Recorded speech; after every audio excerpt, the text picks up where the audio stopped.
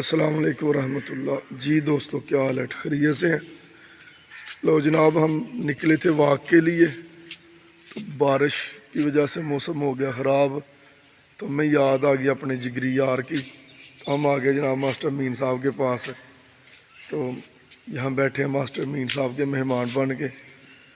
Master صاحب کو دیکھ کے نا تو مجھے ایک بزرگوں کا ایک واقعہ یاد آ گیا کہ جیسے ماسٹر صاحب بھی رہتے ہیں قبرستان میں، تو ایک بزرگ تھے، وہ قبرستان میں ہی رہتے تھے۔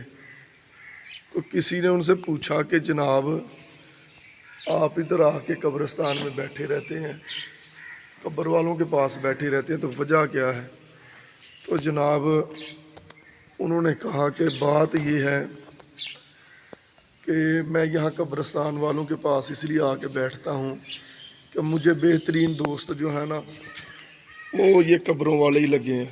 اور پوچھنے والے نے پوچھا یہ بہترین دوست کیسے ہو گئے؟ تو بزرگ کہتے ہیں کہ جب میں ان کے پاس آ کے بیٹھتا ہوں نا تو یہ کسی کی چغلیاں نہیں کرتے، اور جب میں ان کے پاس سے اٹھ کے چلا جاتا ہوں تو یہ میری چغلی بھی نہیں کرتے۔ تو یہ حقیقت ہے کہ آج کل جو حساب ہے کہ یہاں اگر ہم کسی کے پاس جا کے بیٹھے تو یا ہم کسی کی چغلیاں کریں گے یا کوئی ہماری چغلی کرے گا، تو بہترین دوست تو پھر قبرستان والے ہی ہوئے۔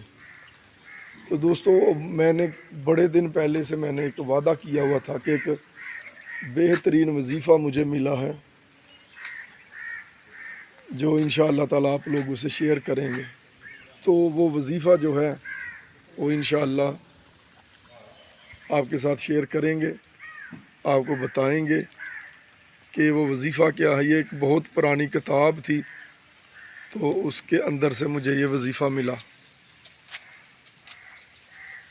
تو دوستو، حسب وعدہ میں نے وعدہ کیا تھا کہ انشاءاللہ عز و جل ایک وظیفہ جو مجھے ایک بڑی پرانی کتاب سے ملا تھا وہ وظیفہ آپ سے شیئر کروں گا۔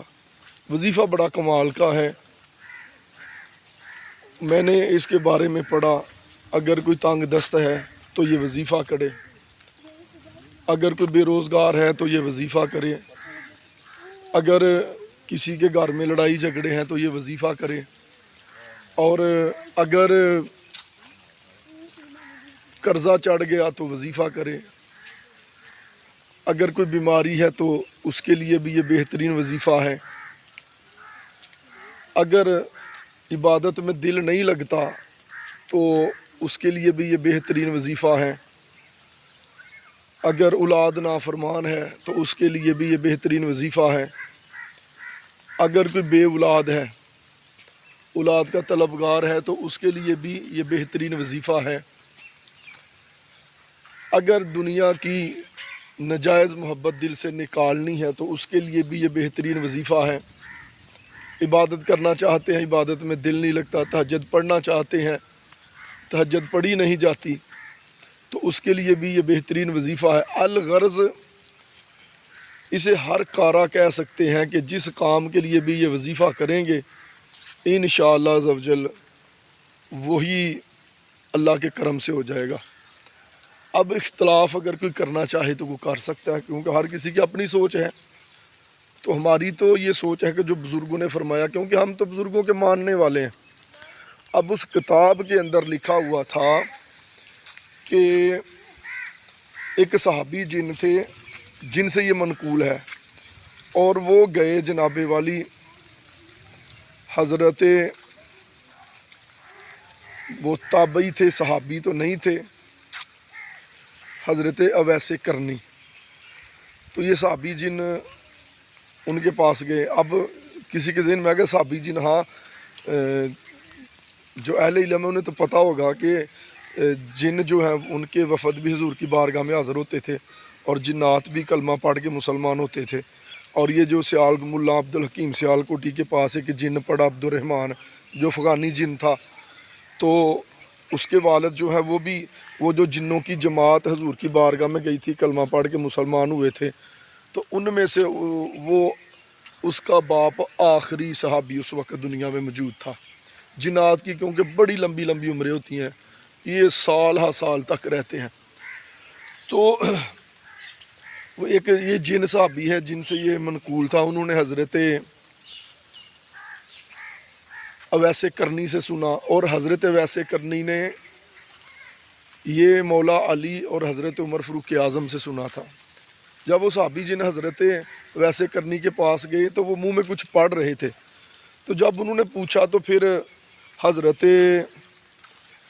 اویس کرنی نے بتایا اس وظیفے کے بارے میں۔ اور یہ میں نے جیسے شروع میں عرض کیا کہ یہ وظیفہ جو ہے بڑا ہی کمال کا وظیفہ ہے۔ بس کیا ہے کہ یقین کے ساتھ، صدق کے دل سے، یقین کامل کے ساتھ یہ وظیفہ پڑھیں گے تو اللہ نے چاہا بڑی برکتیں ہوگی۔ اب میں نے یہاں تک پڑھا، اگر لڑائی ہو رہی ہے تو آپ یہ وظیفہ شروع کر دیں، اللہ کے فضل سے لڑائی ختم ہو جائے گی۔ گھر میں نچاکیاں، پریشانیاں، بے روزگاری ہے، بیماری ہے، بے اولادی ہے، قرض داری ہے، جناب ٹینشنیں ختم نہیں ہوتی، کوئی بھی الجھن، کوئی بھی پریشانی ہے، صدق کے دل سے اگر کوئی بندہ یہ وظیفہ کرے گا تو انشاءاللہ الکریم اسے برکتیں ملیں گی۔ یہ بھی لکھا تھا کتاب کے اندر کہ اگر کوئی بندہ 40 مرتبہ صبح اور 40 مرتبہ شام اس وظیفے کو کرتا ہے، بڑا آسان وظیفہ ہے، یا قادر یا نافع، یہ وظیفہ پڑھنا ہے، یا قادر یا نافع۔ 40 مرتبہ صبح، 40 مرتبہ کوئی بندہ شام کو پڑھتا ہے تو انشاءاللہ العزیز اپنا مقصد دل میں رکھ کے پڑھے، یقین کامل کے ساتھ، اللہ نے چاہا تو پریشانیاں ختم ہوگی، بے روزگاری دور ہوگی، بے اولادی دور ہوگی، اولاد نافرمان ہے تو ٹھیک ہو جائے گی۔ دل میں اگر دنیا کی محبت، عبادت میں دل نہیں لگتا، تہجد پڑھنا چاہتے ہیں، پڑھی نہیں جاتی، تو اللہ نے چاہا تو اس وظیفے کی برکت سے انشاءاللہ عز و جل بڑی برکتیں ملیں گی۔ اب اگر کوئی اٹھتے بیٹھتے چلتے پھرتے اپنا یہ وظیفہ کر لیتا ہے، یہ معمول کر لیتا ہے، پڑھتا ہی رہتا ہے، تو انشاءاللہ الکریم اللہ نے چاہا تو بڑی برکتیں ملیں گی، بن مانگے ہی جناب اللہ کی رحمت سے سب کچھ عطا ہوگا۔ وظیفہ کیا ہے؟ یا قادر یا نافع، تو سکرین پر بھی انشاءاللہ شو ہوگا، اسے سن کے یاد کریں اور اسے پڑھنے کا اپنا معمول بنا لیں۔ انشاءاللہ الکریم اللہ نے چاہا، اللہ کے فضل سے، اللہ کے کرم سے بڑی برکتیں ملیں گی۔ مجھے بھی دعاؤں میں یاد رکھیے گا۔ السلام علیکم ورحمۃ اللہ۔